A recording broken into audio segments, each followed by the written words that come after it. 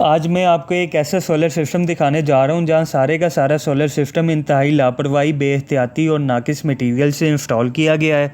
बात की जाए पैनल्स की तो बाज़ार देखने से मालूम होता है कि ये टियर 1 क्लास ए ग्रेड के पैनल्स नहीं हैं, जिसकी वजह से जगह जगह हॉटस्पॉट बन चुके हैं और कसीर तादाद में effective solar energy heat dissipation की सूरत में ज़ाया हो रही है। सोलर स्ट्रक्चर पर जंग से बचाने के लिए किसी किस्म का पेंट और गैल्वेनाइजिंग लेयर का इस्तेमाल नहीं किया गया।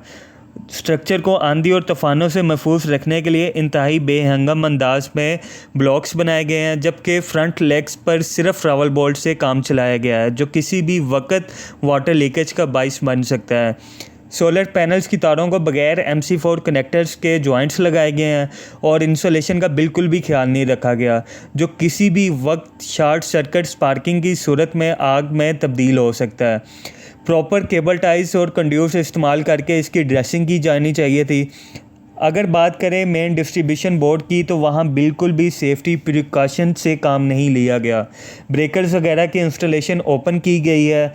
बैटरीज की तारों पर प्रॉपर ड्रेसिंग नहीं की गई, जिसकी वजह से इलेक्ट्रिकल सेफ्टी हैज़र्ड्स में इजाफा हो गया है।